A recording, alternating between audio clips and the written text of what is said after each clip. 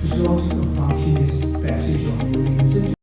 So today we'll be discussing ureter. Last time we discussed kidneys, and following the class, so what comes next in the urinary tract after the kidneys is the ureter. So ureter has got a significance because sometimes it's asked as a question as far as your MBBS is concerned, and we get a lot many questions in surgery, applied aspects of ureter, which I will be discussing in brief today. So this will be a shorter version of my class today. And now, as far as ureter is concerned, there are certain peculiarities about the ureter. It is a muscular tube, very important, very narrow. And as far as the ureter is concerned, its physiological function is passage of urine, isn't it? And then this ureter starts from the kidneys, in the pelvis of the kidneys. As far as the kidneys are concerned, at the hilum of the kidney, you know, there is the vein, artery, and the pelvis. Okay? So we just delete two things, the renal vein, renal artery. What's that? The pelvis.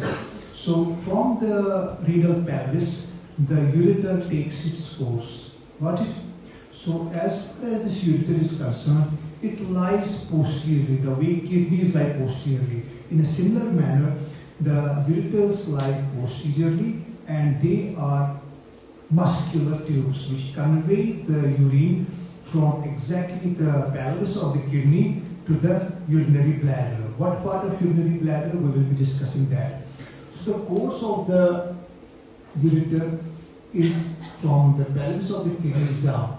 Now important is that this ureter on the whole is 22 to 27 centimeters in length. So it's quite, I need to say, lengthy structure.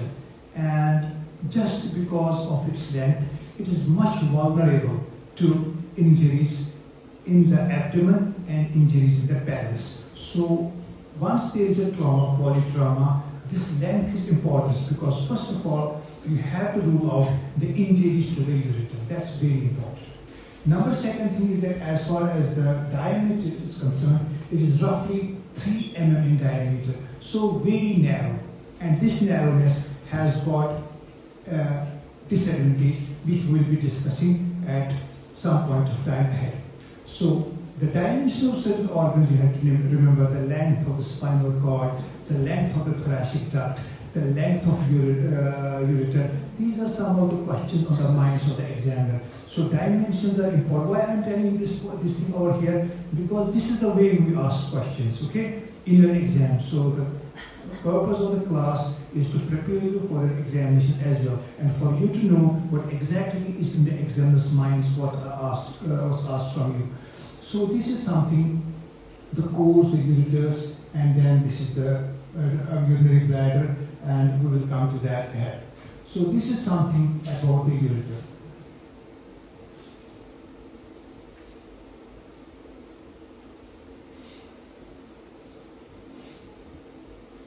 Now, as far as the ureters are concerned, the ureters have got course in two parts. One is the abdominal cavity and second is the pelvic cavity. Okay? So that's important. As far as the course of the ureter in the abdomen is concerned, you have to remember that what is important from an anatomical perspective as far as the ureter is concerned.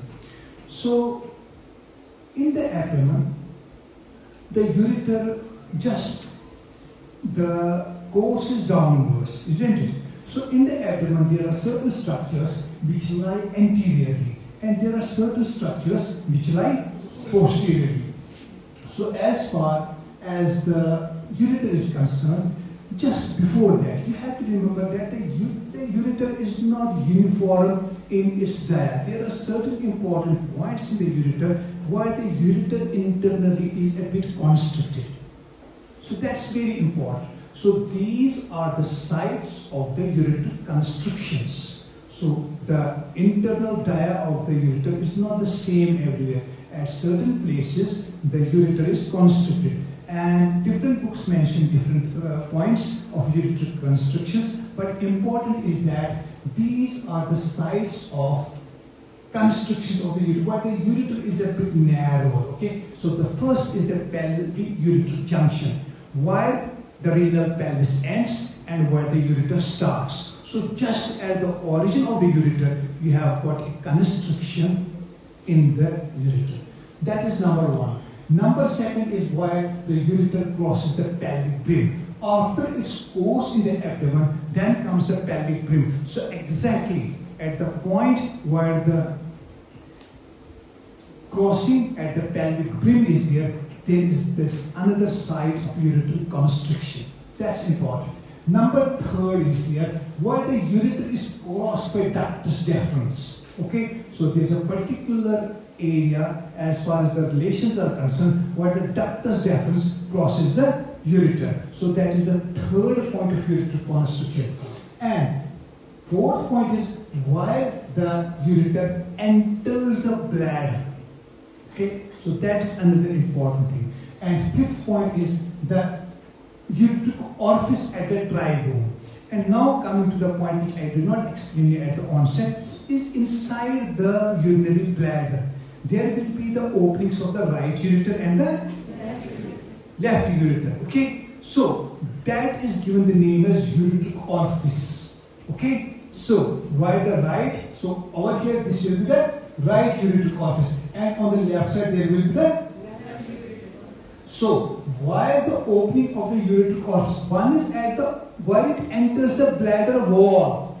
That is this thing. You have to understand the difference. So two places where the ureter is constricted in relation to the bladder. Why the ureter enters the bladder wall, and number second is inside the bladder, where the ureteric orifice opens in the trigone of the bladder. Because once we will discuss the trigone of the bladder, we will understand that bladder can be distended or bladder can be contracted depending upon the urine content. So in case of a distended bladder, so the ureteric orifice will be lying a bit farther. In case of a constricted bladder, the ureteric orifices will be lying a bit closer. But in both the cases, the right and the left ureteric orifices will be there.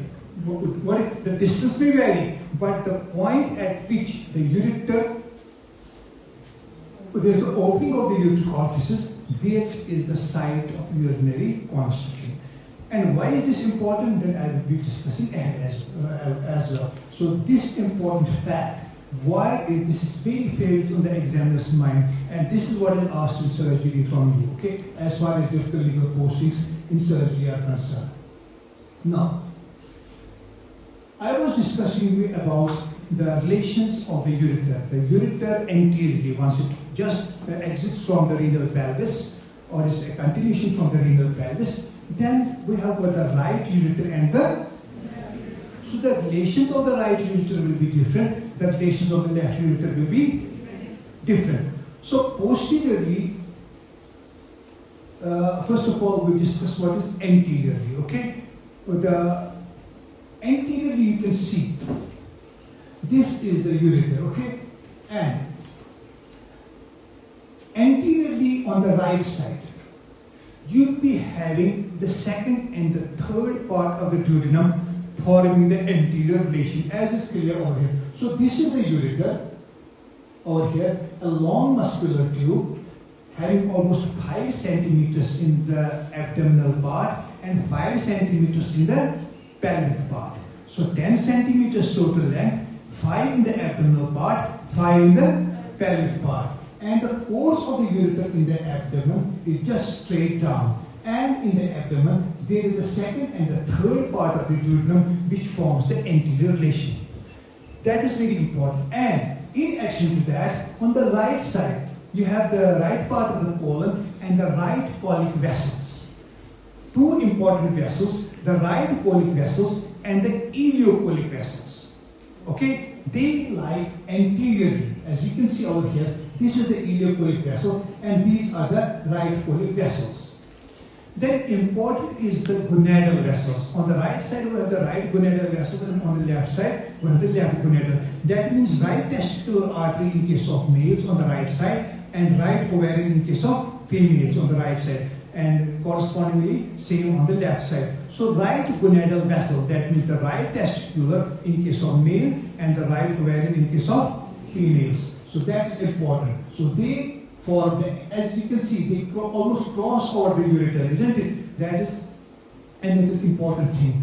Then we have mesentery. And what is mesentery? Mesentery is the peritoneal fold. I told you last time that peritoneum is given various names at various places, and mesentery is the part of the peritoneum which covers the coils of jejunum and ileum, isn't it? So that's important. So this is the root of the mesentery. Okay, the root, very important. So the root of the mesentery lies anterior. This is a very, very important relation because of why I will be telling you at some point of time. So the second and third parts of the duodenum, the right colic vessels, the ileocolic vessels, the right gonadal vessels, the root of the mesentery, and the right ureter, they are very, I would say, they are very important relations of the right ureter anteriorly. Now, as far as the left ureter is concerned, you can see correspondingly left colic vessels, okay, left gonadal vessels, so almost same. The right is replaced by the left, okay, right colic and left. Then we have the sigmoid colon and the sigmoid mesocolon. What is sigmoid colon? Once there is sigmoid colon will automatically be there. So on the left side, what lies anteriorly? The sigmoid colon and a part of the peritoneum which covers the sigmoid colon, which is given the name as, and the left colic vessels and the left gonadal vessels, and in addition the vessels supply the sigmoid colon, sigmoidal vessels. So these lie anteriorly on the left side. Got it? Posteriorly, there is a big muscle which is the psoas major muscle and the transverse process of the vertebra, isn't it? In the corresponding region, the corresponding vertebra. So posteriorly would be the psoas major muscle. So these are some of the important, I would say, anterior and posterior relations of the ureter as far as the abdomen is concerned. Now, I will go just back to the slide. So, now after having left the abdomen, you can see it just comes in the pelvis and it just goes a bit laterally and then makes a curve. So it is just like this, okay? So that's important, and it terminates at the level of sacroiliac joints. Now,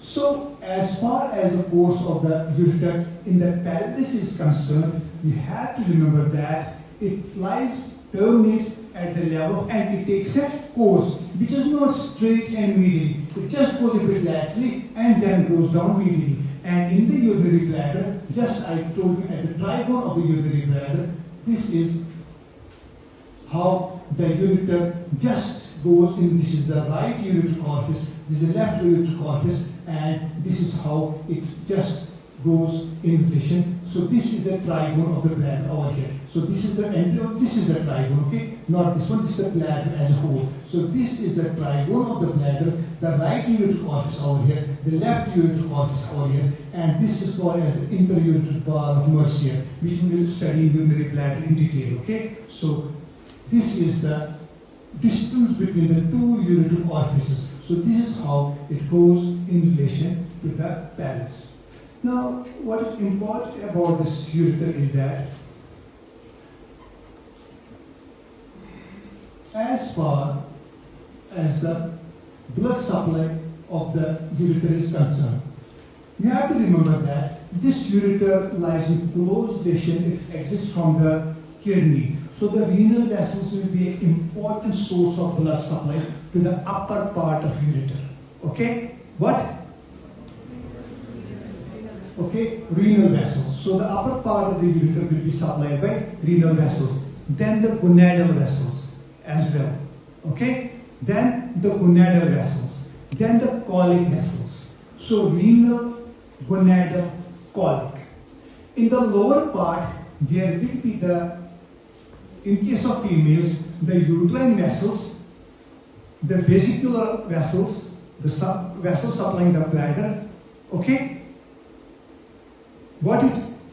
So in the lower part, there will be the uterine vessels, there will be the colic vessels, okay? And sometimes branches from the rectal vessels. We supply the lower part of the ureter. So ureter is richly supplied by the renal, gonadal, colic, inferior vesicle, okay, uterine and rectal vessels along this course. That means ureter has got a rich source of blood supply. That is very, very important. So you can see over here, inferior vesicle, uterine, okay, gonadal vessels, we supply the ureter as well. Now this is how the ureters look in your dissection specimens. Sometimes we give you in your hand the kidney along with the ureter, and we just tell you, okay, what is this structure? This is the kidneys, and many times you just make mistakes out of this. So this is the urinary bladder, this is the left kidney, this is the right kidney, and this is how. It is not just like a fire brigade pipe, very, very big, you will appreciate. And what's important, this ureter is one of the important structures which a gynecological surgeon, which an abdominal pelvic surgeon has to take care about. Okay? So I will be coming to that. It is one important structure which you cannot afford to harm. Okay? Intentionally or unintentionally. That's very important. So I will be coming to this as well. So this is something which is there as far as the ureter is concerned. Now, why do we study this ureter? This ureter is important from many aspects. Number one fact is that as far as length is concerned, I told you it's a lengthy structure, and the disadvantage with any lengthy structure is that it is more prone to trauma. Okay? So once we have a trauma, a road traffic accident, or somebody has a fall, isn't it? Sometimes what happens, you have got these, what we call as potholes, or somebody has a, so he or she has got a high propensity to just traumatize himself or herself. And ureter is one important structure which has been frequently injured in case of road trauma accidents or fall on the front, isn't it? Very important. And you have to rule out the trauma to the ureter. That is one part as far as aesthetics is concerned. Number second is that these gynecological surgeons, they operate on uterus, hysterectomy, they operate on ovaries. And the ureter is one important structure which a gynecologist has to be very pretty careful about, because the ureter lies lateral to the uterus, and ureter is recognized by one thing by a surgeon, that is the peristalsis. Important thing is it is thin. It is not a big structure which you appreciate. It is a very thin structure, and once this thin structure is there, a surgeon, gynecologist, or an abdominal pelvic surgeon recognizes in a living patient by virtue of peristalsis. So that is very important, and a gynecological or abdominal pelvic surgeon has to take a profound care that he or she does not damage the ureter. That is very important from a gynecological, because we do oophorectomy while we just remove the ovaries, we do hysterectomy while we remove the uterus. And the most important consideration in both these surgeries is the care of the ureter, because ureter forms a very important lateral relation to the uterus. So that is very important, along with the uterine arteries. So that is one part.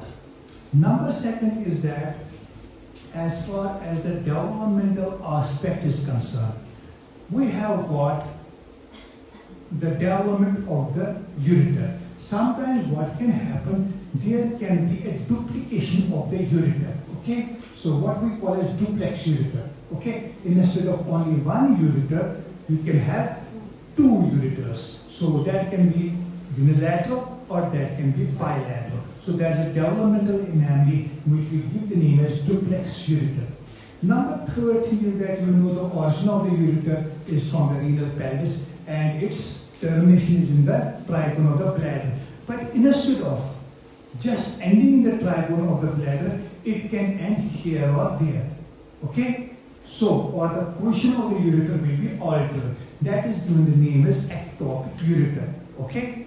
So, ectopic ureter, duplex ureter are very important conditions in which there's an abnormality with the ureter. But you have to understand what is the importance. Number third thing is that sometimes a part of the ureter can be dilated, and that is given the name as ureterocele. U-R-E-T-E-R-O-C-E-L-E. So what is ureterocele? Ureterocele is a dilatation of the ureter, while the ureter will look just like a ball-like structure, much dilated part, the wall giving the way, okay, and it becomes dilated. So instead of a tube, a part of the ureter will be dilated. Then sometimes, what important thing is common, and that is the stones. The stones in the gallbladder and stones in the renal pelvis, on which we give the name as cholelithiasis in case of gallbladder and nephrolithiasis in case of kidney. And what is the importance? Importance is that these stones, small stones can come down, and what is the passage? Ureter. And why will these stones be obstructed? At the sites of ureter construction, which I told you at the onset of my class. So the most common sites of impaction of a stone is the constriction of the ureter. That is very, very important. So these are the sites where in the stones usually lodge, because small stones could come and just come in the bladder and then they can pass the urine. But the obstruction of larger stones more than 10 mm is these ureter constrictions, because they just hamper the passage of these stones down. So these are the sites of lodgement of the renal calculi. And what we get sometimes, we get, colic, pain. The patient presents to you in the OPD with intense pain. He or she, you can just recognize from a distance that this patient has most likely got a ureter colic. Sometimes an examination is not needed. Just from the time the patient enters your clinic, your OPD or your chamber, from a distance you can just get that he or she is having a colic, and that is given the name as ureter colic. Because what is important? That the patient is in invincible pain, tossing from one side to another, maybe pyrexial, but restless, unstable, and severe type of pain. And severe type of colicky pain, especially in the lumbar region, is typical of a ureter colic. Very important. Has anybody encountered a ureter colic? No? So, I am one of the fortunate ones to have encountered it 2-3 times in my life, okay? And it is very terrible. I tell you frankly, it is very terrible. And then you can sense from it, because having suffered a pain yourself, you can just estimate the type of pain it has, okay?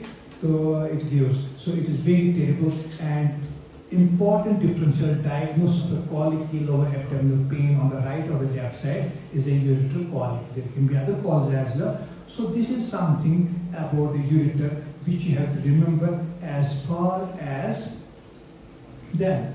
Sometimes we have to analyze the urinary tract, isn't it? And we do certain procedures. The first order procedures is a simple radiograph of the abdomen, which is given the name as KUB, in which we visualize the kidney and the ureter and the urinary bladder. Okay, we can just see in case the stone is there of certain translucencies or certain opacities. We can just detect the stone if you are fortunate enough. Okay, because stones have different compositions, so I'm not going to that. But sometimes in a simple KUB, we can just have a INICET. Then is the IVP, intravenous pyrography. That's another thing in which you do, you inject a dye and then visualize the urinary tract. Okay, so you inject a dye and then the dye flows and you just get the visualization of the urinary tract. So IVP you have to remember, KUB you have to remember, the ectopic ureter you have to remember, duplex ureter you have to remember. Okay, then the sites of impaction and the sites of constrictions of the ureter you have to remember. So this is something in brief as far as the ureter is concerned.